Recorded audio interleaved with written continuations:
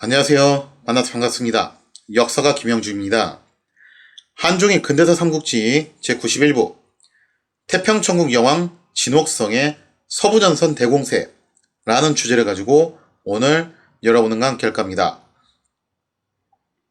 1860년 8월 태평천국의 충왕 이수성은 상하이 공략을 실패한 후 초라한 모습으로 천경에 귀환을 하게 됩니다.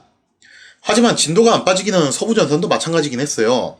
당시 증국번의 상군 단련의 주력군은 증국번의 동생인 증국전의 지휘하에 1년 넘게 안칭을 포위 공격하고 있었다는 거죠. 자, 이토록 상군 단련이 오랜 시간 동안 공성전을 벌일 수 있었던 이유가 뭐였냐?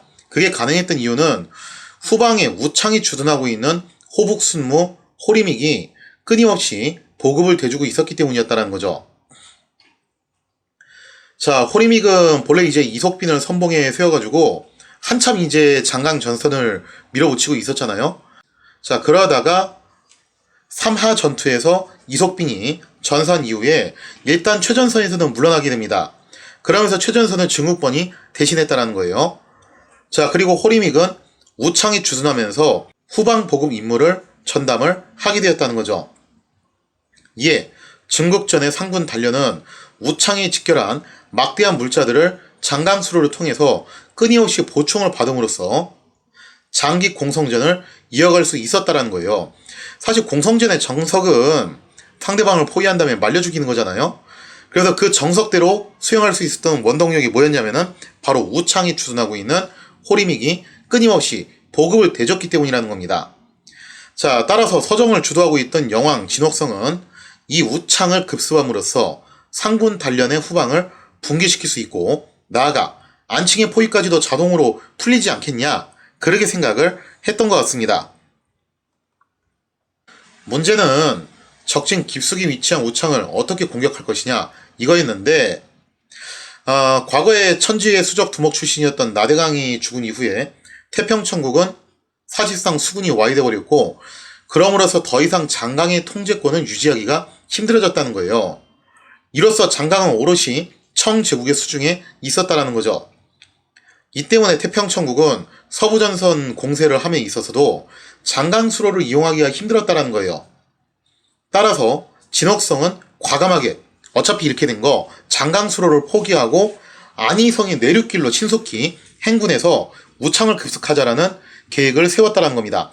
그러니까 어떻게 보면 과거에 이석빈이 했던 작전을 그대로 역으로 이용해서 되짚어가지고 거꾸로 그 내륙길을 이용해가지고 안칭을 급습하면은 되지 않겠냐라고 판단을 했던 거죠.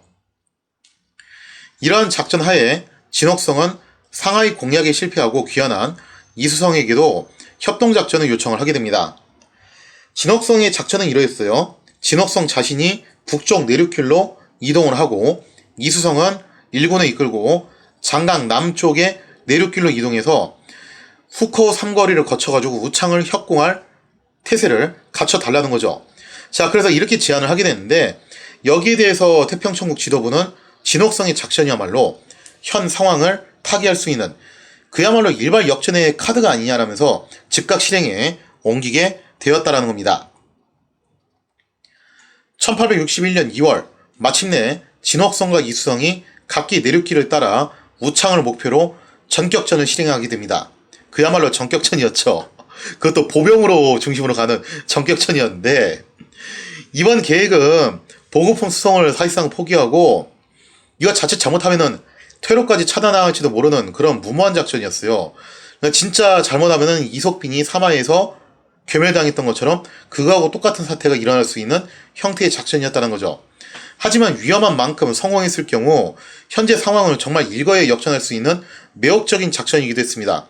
우창만 따버리게 되면은 적의 후방 보급을 완전히 차단할 수 있을 뿐만 아니라 그 앞에 있는 증국번의 본진과 안칭을 포위하고 있는 증국전의 군대까지 전부 다 고립을 시키는 것이 가능하다는 거예요. 더군다나 진옥성과 이수성이 거느린 부대는 태평천국 군대들 가운데서도 가장 정예부대였다는 거예요. 실제로 이런 엄청난 고도의 기동전은 이미 해본 적이 있잖아요. 강남 대형을 붕괴시켰을 때 그때 진옥성과 이수성이 각기 남북으로 갈라져가지고 다른 곳을 치는 척 했다가 순식간에 속공을 해가지고 되돌아와서 강남 대형을 붕괴시킨 전력이 있다는 거예요. 그러니까 진옥성이 이런 무모한 작전을 입안했던 것이 단순히 사람이 무모해서 그렇다라기보다는 나름 그런 경험적인 기반들을 토대로 봤을 때 가능할 것 같다라는 견적을 냈기 때문에 이러한 작전을 제안을 했던 겁니다. 이렇게 진옥성 부대는 강행군을 거듭한 끝에 작전 개시 불과 10여일 만에 우창 바로 앞에 위치한 황저우에 당도를 하게 됩니다.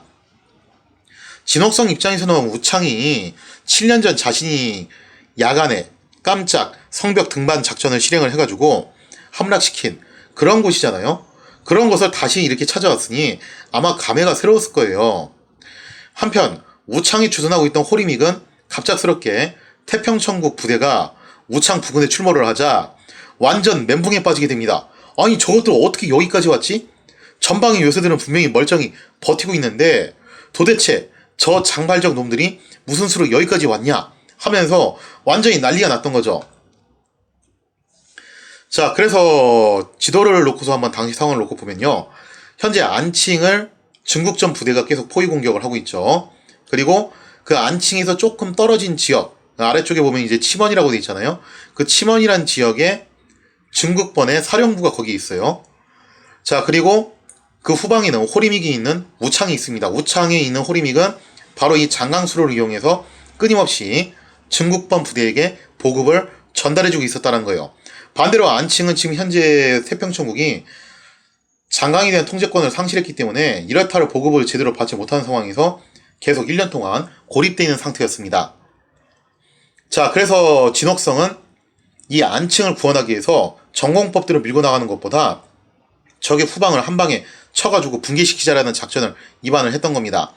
그래서 진옥성 부대는 안희성 내륙길을 이용해가지고 황저우를 점령한 다음에 장강을 도강해서 우창을 치고, 그 다음에 이수성의 부대는 남쪽으로 해가지고 쭉 돌아서 우창을 육로로 치고, 그러면은 되지 않겠냐라는 거예요. 자, 당시 우창은 철저하게 후방 지원에만 집중을 하고 있었기 때문에 이럴탈 전투 병력이 없는 상태였어요.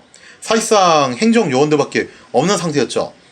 그나마 불행 중 다행인 것은 아직 진옥성 부대가 장강을 동항하지 못했다라는 겁니다. 그러니까 장강을 동항할 때까지는 약간은 좀 시간은 남아있다라는 거예요. 이에 부하들은 태평천국군이 장강을 동항하기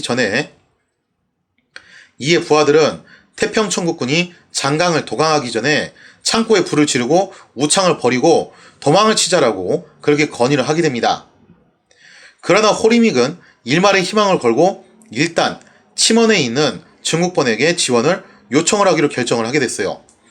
자, 호리믹이 다급하게 중국번한테 지원을 요청합니다. 지금 우창이 털리게 생겼다. 만약 여기가 함락되면은 당신은 고립될 수밖에 없으니까 빨리 와서 도와달라. 하지만 지금 이수성 부대도 남쪽으로 진군해오고 있잖아요. 그렇기 때문에 중국번 입장에서는 이거를 또 견제를 해야 됐기 때문에 우창으로 지원 병력을 보낼 여력이 없었다라는 겁니다. 이러한 이유로 중국번이 끝내 호리믹의 지원 요청을 거절을 하게 됩니다. 자, 그러자 절망한 호리믹은 이렇게 된 건 다 끝났구나 라고 생각을 하면서 자결을 할 것까지 결심을 하게 돼요. 하지만 이런 절체절명의 상황 속에서 뜻밖의 인물이 장강을 거슬러 올라와 우창을 방문했으니 바로 영국의 해군제도 제임스 호프였습니다.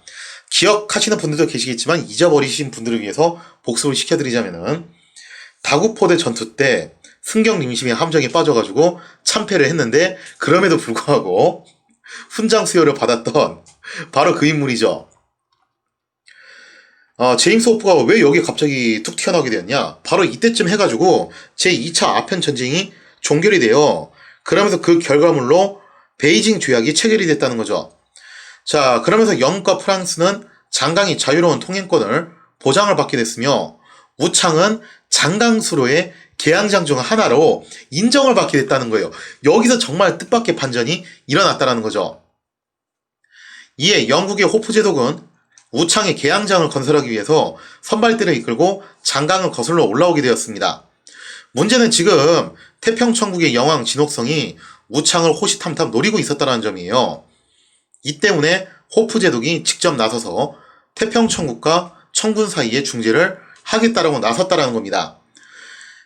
그런데 호프제독의 중지안은 말이 좋아서 중지안이 이제 사실상 태평천국에게 우창 공략을 포기하라는 의미였어요.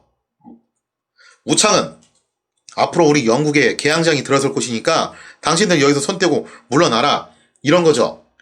당연하게도 진옥성은 영국 측의 우창 공략 중단 요청을 거절을 하게 됩니다. 자, 그러자 영국의 호프제독은 만약에 태평천국이 계속해서 우창 공략을 고집한다면 영국의 함대는 우창을 방어하기 위해서 나설 것임을 분명히 했다라는 거죠. 당시 호프제독이 이끌고 온 군함은 몇 척 되지 않았지만 사실상 수군이 해체된 태평천국 입장에서는 영국 군함이 버티고 있는 장강을 당장 도강할 방법이 없다라는 거예요. 무슨 재주로 도강을 할 거냐 이거죠. 더군다나 진옥성은 내륙길로 10일 만에 우창까지 도달하느라 굉장히 무리를 많이 했습니다. 그래서 막대한 군수 물자는 물론이거니와 대포와 같은 그런 중장비도 상당 부분 포기를 해야 했다는 거죠. 그러니 현재 군수 물자도 부족하고 중장비도 부족한 그런 상황에서 수군도 없이 무슨 재주로 영국 군함을 뚫고서 우창을 공략을 하겠냐 이거죠. 진옥성은 진짜 그야말로 갑툭튀였죠. 갑툭튀한 영국군에게 분통을 터뜨렸지만 당장 어찌할 방도가 없는 상태였습니다. 지금 현재 진옥성이 기대할 수 있는 유일한 수단은 딱 한 가지밖에 없었어요. 남쪽 내륙길로 진군해온 이수성과 합류해서 우창을 협공하는 것뿐이었죠. 왜냐면 예정대로 이수성 군대가 도착을 했다면은 이수성은 남쪽 루트로 올 것이고 우창의 남쪽 방면은 장강이 보호를 못 해주고 있거든요. 그러면 이수성이 계속해서 우창을 공략해 들어가면은 지금 우창의 방어선이 흔들릴 수밖에 없고 영국 군함도 육지에 내려서 이수성 부대하고 결전을 치르자니 진옥성 부대가 밀고 들어올 게 뻔하니까 쉽사리 끼어들기도 어렵게 된다는 거죠. 그렇게 해서 서로 기각지세를 이뤄가지고 공략을 하면은 우창 공략이 가능하지 않을까라는 것이 유일한 희망이었는데 이게 웬걸 남쪽 내륙길로 진군해온 이수성 부대가 목표 지점인 우창까지 도착을 못했던 거예요. 한 절반 정도 지점까지밖에 못 왔다라는 거죠. 물론 이것은 이수성이 태업을 저질러서 그렇다기보다는 남쪽 내륙길이 북쪽 내륙길보다 거리가 일단 더 멀어요. 첫째로는. 그래서 두 번째 문제가 또 있죠. 뭐냐면은 상군 단련 주력 부대가 여기 지금 버티고 있는데 중국전 부대가 여기 있잖아요. 중국본의 사령부도 여기 있고 그러면은 얘들을 견제하면서 얘들 몰래 여기를 통과한다는 게 이게 만만치 않은 일이라는 거죠. 당연하게도 시간이 걸릴 수밖에 없는 일이었다는 거예요. 거기다 이제 이수성은 또 한 가지 이제 심리적인 부분으로 이런 게 있었는데 지금 일단 상하이 전투에서 패배를 해가지고 초라하게 청경으로 귀환했기 때문에 당분간 동정 얘기를 못 꺼내게 생겼지만 이수성은 여전히 동정에 대한 미련을 갖고 있었던 것 같아요. 그래서 그런 생각도 했던 것 같습니다. 이 서정이 완료되면 다시 동정을 재개해야 되는데 그럼 다시 동정을 재개하기 위해서는 전력이 어느 정도 보존이 돼야 되고 그래서 이런 생각도 하다 보니까 무리한 행군을 하기가 좀 꺼려했던 측면도 없지않아 있었던 것 같습니다. 아무튼 이수성 부대는 우여곡절 끝에 안칭에서 내륙으로 떨어진 침원 부근까지 진출하는 데 성공을 했어요. 그런데 공교롭게도 당시 침원에는 중국번의 상군 단련 지휘부가 있었다는 거죠. 그리고 당시 상군 단련 주력부는 대부분 안칭에 가 있었기 때문에 또 여기도 우창하고 상황이 비슷한 겁니다. 침원에 주둔하고 있는 중국번은 이수성 부대를 당연히 지간이 없었다라는 거예요.